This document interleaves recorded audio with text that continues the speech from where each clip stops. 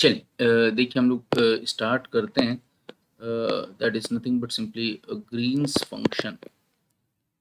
Green's function. We will try to complete this entire topic in 3 lectures. 3 lectures are sufficient to solve the green function. ठीक, हम लोगों ने class में differential equation देखा था। Differential equation दो तरह के हैं, non homogeneous as well as homogeneous. Clear है यहाँ पर बात समझ में आए? फिर लीनियर नॉन लीनियर भी होता है, वो एक अलग इशू है। वैसे यहाँ पर हम लोग बात कर लेते हैं होमोजीनियस और नॉन होमोजीनियस की। क्लियर है यहाँ पर? तो नॉन होमोजीनियस को सॉल्व करने के लिए बहुत सारा तरीका है। क्लियर है यहाँ पर बात समझ में आया? जैसा कॉम्प्लीमेंट्री फंक्शन, पर्टिकुलर इंटीग्रल वाला तरीका है, और भी सारे तरीके हैं। तो एक तरीका है ग्रीन फंक्शन के जरिए से भी आप differential equation, non linear homogeneous equation को सॉल्व कर सकते हैं। मिसाल के तौर पे क्या है नॉन होमोजीनियस डिफरेंशियल इक्वेशन? a2 of x d square y upon it is nothing but d square d x square plus a1 of x dy upon it is nothing but dx plus a naught of x y that is equal to r of x. r of x is say any function of x, sin x, cos x, कुछ भी हो जाए। अगर ये right hand side zero हो जाए तो फिर इसको होमोजीनियस कहा जाएगा, अदरवाइज इसको कहा जाएगा नॉन होमोजीनियस डिफरेंशियल इक्वेशन। अच्छा, इन सब में से अगर मैं y कॉमन ले लूँ, y if I take common, तो a naught of x sorry a2 of x d square y upon d x square plus a1 of x d upon d x, y तो बाहर आ गया ना, यहाँ Y लिखने की क्या जरूरत है, plus a naught of x, y बाहर आ गया है। क्लियर है यहाँ पर बात समझ? अच्छा, ये 3 डिग्री ऑर्डर ये 3 वाला भी हो सकता है। 2 तक हमने लिया है, यहाँ पावर 1 है, आप इसको 3 तक भी जा सकते हैं। a3 ऑफ x लिखना पड़ेगा। इस पूरे को एल कैप मान लेता हूँ, this is nothing but simply l cap y. Y तो बाहर है और पूरे जो टर्म है अंदर वाले ब्रैकेट के उसको मैंने एल कैप मान लिया है, is equal to it is nothing but simply r of x. I hope you got the idea. Clear है यहाँ पर बात समझ में आया? तो l cap is nothing but simply a function of d square upon dx square comma d upon it is nothing but simply dx, so on like that a lot of, is it clear? d cube वाला भी हो सकता है, कुछ भी हो सकता है। अगर ऐसा फंक्शन हो जाए और अगर इसको होमोजीनियस नॉन होमोजीनियस हो जाए और अगर इसको सॉल्व करना हो ग्रीन फंक्शन से, तो final solution y of x that is equal to integral, that is equal to integral a to b r of a, this is nothing but g of x comma a, this is nothing but simply d. वैसे इसका solution complementary function particular integral से भी निकाल सकते हैं, लेकिन solution अगर इस टर्म्स में दिया हो तो फिर आपको मैच द लिस्ट में यही करना पड़ेगा। इसीलिए सॉल्यूशन का स्टैंडर्ड स्टाइल है, याद करना। जिस तरह इंटीग्रेटिंग फंक्शन पर निकालते हैं आप लोग, I F into y is equal to I F into q d x, इस तरह सॉल्व करते हैं, वो भी एक स्टैंडर्ड है। तो इस तरह ये भी एक सॉल्यूशन स्टैंडर्ड है। क्लियर है यहाँ पर बात समझ में आए? तो ये जो लिमिट आपने ए और कैपिटल बी लिया है, स्मॉल ए इन दोनों के बीच में आएगा। We will prove it on later. Is it clear और not? I hope you got the idea. This is nothing but simply called as green function.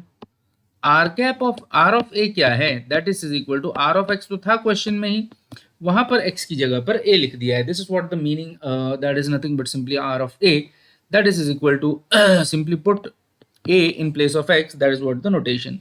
देखिए जरा सा, अगर मैं L cap of green function g of x comma a, अगर मैं ये कहानी कर दूं, मतलब पूरा एल कैप, वो d square d d d d square upon d x square D upon d x ऐसा टर्म था ना, तो ग्रीन फंक्शन पे अगर मैं अप्लाई कर दूं तो फाइनल आंसर आता है डिराक डेल्टा फंक्शन, वो भी shifted Dirac delta function, origin पे नहीं बल्कि ए पे।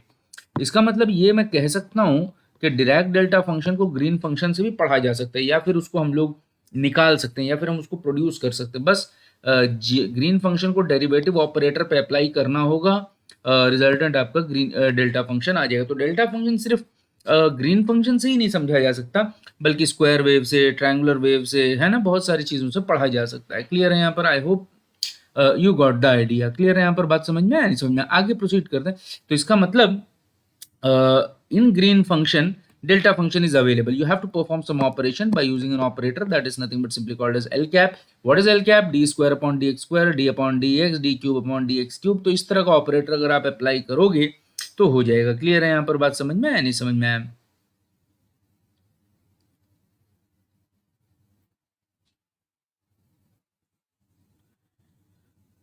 चलिए आगे चलें। तो एक चीज ध्यान रखना है, अगर नॉन होमोजीनियस है तो ही आप जो है ग्रीन फंक्शन अप्लाई कर सकते हैं। क्लियर है यहाँ पर बात समझ में आया? अच्छा, एक चीज ध्यान रखना, अगर डिफरेंशिएट जो टर्म है ना एल कैप के अंदर, जैसे डी स्क्वायर भी हो सकता है, डी क्यूब भी हो सकता है, या simple D upon d x first order भी हो सकता है। तो जितना ऑर्डर वाला मैक्सिमम टर्म होगा उतना बार डेरिवेट करोगे ग्रीन फंक्शन को, तभी जो है डेल्टा फंक्शन आपको मिलेगा। ये आप ध्यान, क्योंकि जाहिर सी बात है एल कैप में मैक्सिमम अगर डी क्यूब है तो 3 बार तो डेरिवेटिव हो जाएगा। अच्छा, डेल्टा ऑफ एक्स क्या है बताइए, 1 होता है at x is equal to 0, बाकी सारी जगह 0 for x not is equal to 0, या तो आपको मालूम ही होना चाहिए। Now delta of x minus a क्या होता है, वो भी 1 होता है, लेकिन शिफ्ट हो गया कहाँ पर, ए पर, एक्स इज इक्वल टू ए, बाकी सारी जगह पर 0 0 एल्स, ये आपको मालूम होना चाहिए। क्लियर है, यहाँ पर बात समझ में आया, आगे चलते हैं।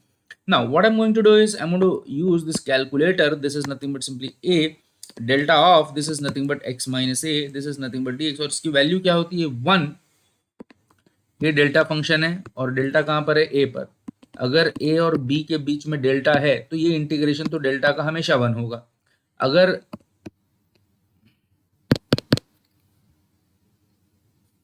एक मिनट,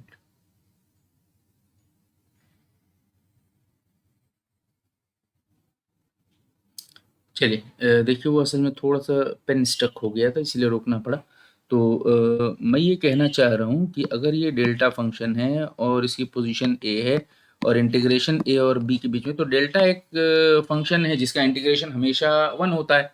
लेकिन अगर सवाल ये है कि अगर ये ए और बी है, लिमिट इसमें कोई डेल्टा फंक्शन ही नहीं है, इधर कहीं पे डेल्टा फंक्शन है, तो फिर इस इंटीग्रेशन में जब कोई डेल्टा फंक्शन ही नहीं है तो कुछ है ही नहीं, तो इंटीग्रेशन कितना हो जाएगा, 0। तो मेरे कहने का मतलब ये है कि डेल्टा का इंटीग्रेशन 1 जब होगा जब ए जो है किस किस के बीच में लाई करेगा, कैपिटल ए और कैपिटल बी के बीच में। आगे चलते हैं, इंटीग्रेशन ए से बी कोई फंक्शन है फाई ऑफ एक्स, और यहां पर है डेल्टा ऑफ एक्स माइनस ए, कोई एक फंक्शन है मान लीजिए फाई ऑफ एक्स, एक फंक्शन है डेल्टा फंक्शन जो कहाँ पे लाई कर रहा है, ओरिजिन पे नहीं बल्कि शिफ्टेड है, ए पे लाई कर रहा है। तो जब इन दोनों को मल्टीप्लाई करोगे तो हर जगह का मल्टीप्लिकेशन तो कुछ होगा नहीं, क्योंकि कुछ है ही नहीं, बस एक ही जगह पे डेल्टा फंक्शन है, वो वहां पे मल्टीप्लाई हो जाएगा। तो पूरा फाई लेना चाहिए, या फाई की वो वैल्यू जो ए पे ओवरलैप करेगी, ए के ऊपर ओवरलैप करेगी, तो ए बी, तो phi of it is nothing but simply a delta of x minus a, this is nothing but d x. Phi of a integration से बाहर आ जाएगा, integration delta it is nothing but simply x minus a, this is nothing but a b d x. हाँ, अगर ये delta function ए और B के बीच में लाई करेगा तो ये इंटीग्रेशन 1 हो जाएगा। फाई ऑफ फाइनल क्या बचेगा बताइए जरा सा, ए बच जाएगा आंसर। आगे चलते हैं, हमारे पास रिजल्ट ये था L cap of this is nothing but simply y that is equal to r of x. ये रिजल्ट हम निकाल चुके थे। What is L cap, operator, derivative operator, order में भी 3rd degree 4th degree 5th degree. First conclusion is like that. Second conclusion is L cap of g this is nothing but x comma a, इसका result जो है delta function आएगा, but it is the original delta function और shifted delta function, shifted delta function. This we are going to prove it on later. Is it clear और not? हाँ, अगर non homogeneous function है, अगर non homogeneous function है तो उसको solve करने के लिए बहुत सारे तरीके हैं, जिसमें एक तरीका ग्रीन फंक्शन वाला है। उसका सॉल्यूशन एक स्टैंडर्ड फॉर्म है, that is nothing but simply is equal to integration a से लेके b, this is r of a g of x comma a, this is nothing but simply d x नहीं होगा, d a function अगर theta का होगा तो integration d theta होगा, function y का होगा तो इंटीग्रेशन वाई में होगा, फंक्शन ए में है तो इंटीग्रेशन ए में है। चलिए चेक कर लेते हैं कि सच में ग्रीन फंक्शन चीज़ों को समझाता है सच में या नहीं समझाता, वो देख लेते हैं। L cap of y that is equal to r of x, let us check. L cap रहने दीजिए, वाई क्या है ये देखिए ऊपर लिखा हुआ है, ये वाई यहाँ पर पुट करो, integration this is nothing but a to b, this is nothing but simply r of a, this is g of it is nothing but x comma a, this is nothing but simply dA। अच्छा, L cap तो derivative है x के respect में है, ये a वाला नाम है, ये भी a वाला नाम है, सिर्फ x इसमें है, तो इसका मतलब ये चीज़ का ताल्लुक सिर्फ इसी से है। तो इसका मतलब इसमें a को कोई छेड़छाड़ नहीं होगा, बस x में होगा।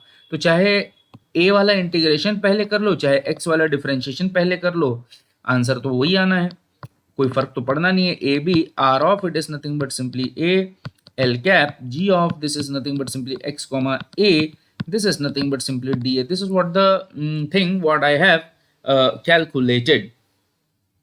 आपको मालूम है L cap of g this is nothing but simply x comma a, ये रिजल्ट आ जाता है, this is del of x minus a, so I am putting in this integration a से लेकर b, this is nothing but simply r of this is a,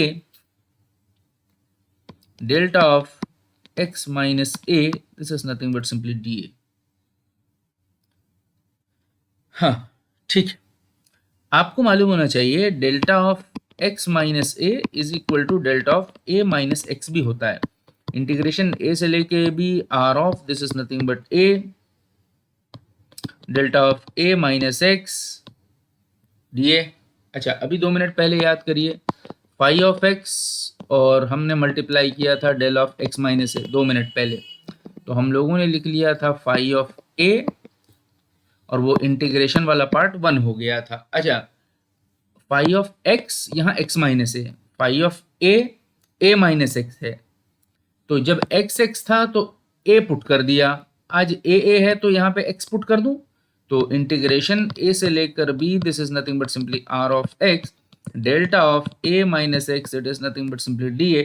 r of x integration से बाहर हो जाएगा क्योंकि लिमिट जो है a के लिए है, a से लेकर b, this is nothing but r of this is x, delta of x a minus it is nothing but simply x, this is dA, this integration becomes 1, final answer is r of x। हमने कहानी शुरुआत की थी, देखिए जरा सा l cap of y, और उसी को लेके हम आगे चले थे, तो l कैप ऑफ y क्या आ गया बताइए जरा सा, r ऑफ x। इसका मतलब जो सॉल्यूशन आपने y के लिए चुना है वो पुट करने से वापस हमको r ऑफ x आ जाता है, तो इसका मतलब चीज़ जो है सही है। क्लियर है यहाँ पर बात समझ में आया?